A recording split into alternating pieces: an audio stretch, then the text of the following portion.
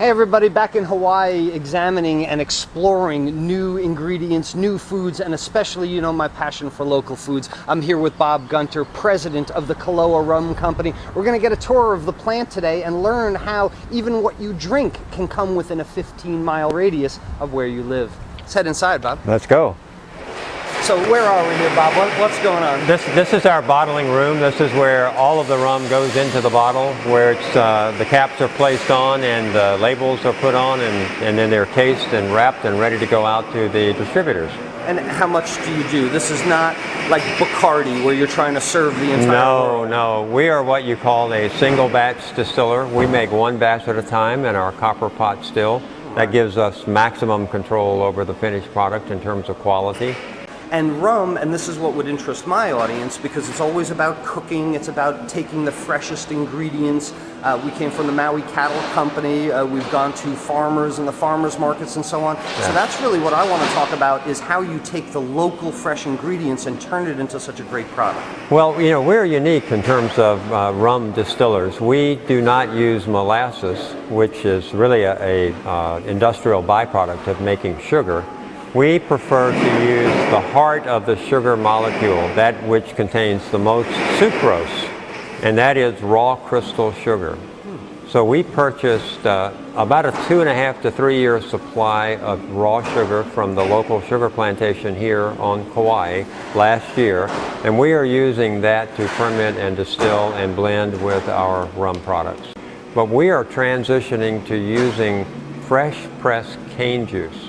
So our plan in the future is to have cane grown for us, which we will crush, extract the fresh juice, and immediately ferment and distill and bottle that. Wow. So the carbon footprint will be much smaller, it'll be a much easier process, and then the crushed cane will then be tilled back into the soil to supplement the nutrients in the soil. So let's say you were Bacardi rum or one of these huge distillers, how would that be different? Well, they, because of the volume that they have to produce, they use what is known as a continuous distillation method. It's a still, but nothing like the pot still that you will see here. And fermented solution or mash is pumped into that still on a continuous basis, and it runs generally 24/7. And as I mentioned, we have a copper pot still. We make one batch at a time. So we're able to watch and to tweak that process as we need to make sure that our product is as good as it can possibly be. Hawaiian rums is something really new. We tell people that there are 3 things that make our rum distinctively different. It's the quality of the sugarcane that's grown here, some of the best in the world, the purity and good tasting water that we have. Again, this is the most remote place on earth, 3,000 miles from anywhere, pure rainwater, and our solid copper pot still, which we make one batch at a time. Those 3 characteristics enable us to make a rum that is certainly very premium and distinctively different from rums you'll find made anywhere else. But we take rum directly from the still at a high proof and put it in one of these storage tanks, blending tanks, and then we add the water or any other ingredients depending on the type of product that we're making at the time, and we blend it, we bring it down to bottle strength, and then we transfer it over to our filling station here and actually begin the process of filling the bottles. We're a multifaceted business. Not only do we make rum, but we also make jam and jelly and syrup products. Really? Under our Hawaiian Kukui brand. Huh. And so we have that operation going on here as well. Also in our minds was to do our part to help diversify our local economy, which of course is heavy oriented toward tourism. We can grow anything here, and so we felt that if we could make a viable business model using locally grown agricultural products, that would be good for the island as a whole. And of course we were interested in creating employment opportunities for local residents. Now we have approximately, I think, 18 employees, and those are 18 jobs that weren't here 2 years ago. So we're very proud of what we've accomplished. Yeah, you've contributed a lot. Yes. That's great.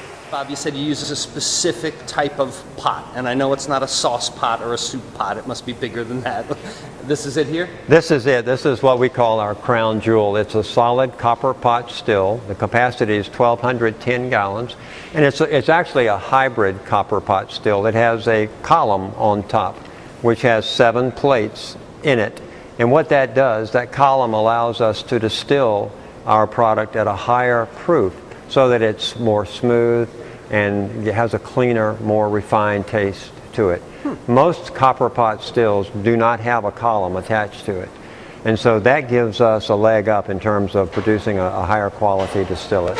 And that's, we've gone from the still, we've held it, we've put batch on top of batch, we've mixed it, possibly flavored it. Yes. And then we come here. You were telling me, where'd you get this from? This conveyor came out of a toothpaste factory on the mainland. Toothpaste. And we liked it because, of course, it was inexpensive, relatively speaking, and also the fact that it's U-shaped, so it maximizes the space available in this relatively small room. And what happens is, once we blend it and bottled, we set up a filter and a hose system here.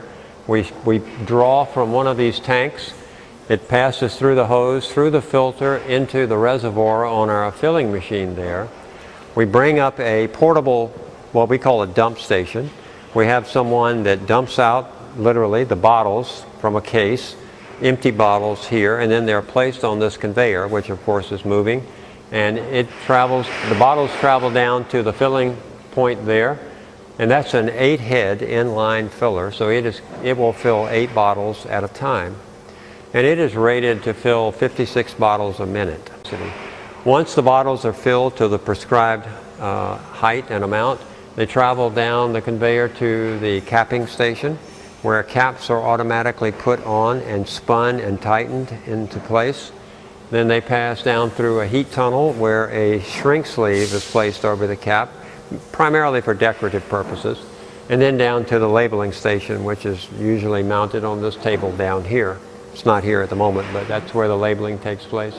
And then the bottles that are labeled and capped and ready to go back into the empty box that was dumped here and placed back on a pallet on that end, and then the boxes are sealed and they're placed on a pallet, and when full they eventually go back into our warehouse for storage.